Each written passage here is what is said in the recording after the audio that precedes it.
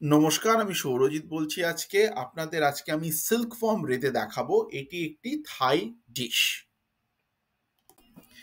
হ্যাঁ, এবার সিল্ক ওয়ার্মটা আমি বাড়িতে এনেছি, এনে ধুয়ে পরিষ্কার করে একটু ফ্রোজেন ছিল। তারপর দেখুন আমি এবার মশলা মাখাচ্ছি। এবার সিল্ক ওয়ার্মের প্রথম যেটা মাখাচ্ছি দেখুন লেবু। লেবু মাখানোটা ভেরি ইম্পর্টেন্ট, কারণ লেবুটা মাখালে যেটা হয় হচ্ছে যে ওর মধ্যে যদি অ্যালার্জেন্স থাকে সে অ্যালার্জেন্সগুলো মরে যায়। যেমন চিংড়ি মাছে দেখবেন ভালো করে লেবু মাখিয়ে যদি চিংড়ি মাছ আপনি রান্না করেন তাহলে চিংড়ি মাছে অ্যালার্জিটা হয় না, এটা আমি দেখেছি। এই জন্য ভালো করে লেবু, দুটো পাতি লেবু বাজার থেকে কিনে আমরা ওটাকে এবার ভালো করে দেখুন ওটাতে দিচ্ছি, ম্যারিনেট করছি। ওই বীজগুলো আছে, বীজগুলো আস্তে আস্তে যেগুলো পড়েছে সেগুলো রিমুভ করছি। কিন্তু হ্যাঁ, এবার ওটাকে ভালো করে প্রথম লেবু মাখানো হলো। তারপর যেমন নুন, হলুদ, একটু কারি পাউডার, এগুলো যেমন মাখাতে হয় এগুলো ধীরে ধীরে ধীরে ধীরে স্টেপে আপনারা দেখবেন আমি মাখাচ্ছি। দেখতে থাকুন। মাখিয়ে ভালো করে জিনিসটাকে একটু মানে ভালো করে মিশিয়ে মশলাগুলো তারপর এটাকে রাখতে হবে। একটু জল দিয়েছি, একটু জলীয় জলীয় দিয়েছি যাতে একটু মশলাটা ভালো করে মাখানো হয়, জিনিসটা ড্রাই।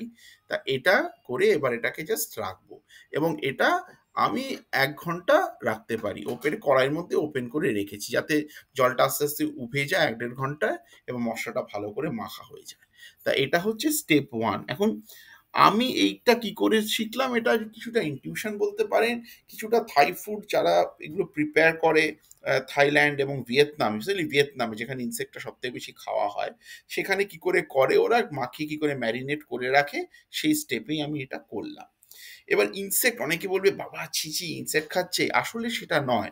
এগুলো ফার্ম ইনসেক্ট, যেগুলো বড় ছোট ছোট ফার্ম এগুলোতে হয়। এগুলো থাইল্যান্ড এবং ভিয়েতনামে ফার্মে হয়, অ্যাকুয়ারিয়াম টাইপের সেট থাকে যেখানে এই বাগসগুলোকে গ্রো করা হয়। এবং অ্যাকর্ডিং টু বিবিসি এবং UN report, বাগস are the food of the future. মানে আপনার বাক্স থেকে, মানে পোকা থেকে, পোকা ১ গ্রাম প্রোটিন জেনারেট করতে যা গ্রিন হাউস গ্যাস মানে ইউজ করে, মানে ভেজিটেশন বা গ্রিন হাউস গ্যাস করে, সেটা 1/4 time less than any goat, beef, pork or chicken.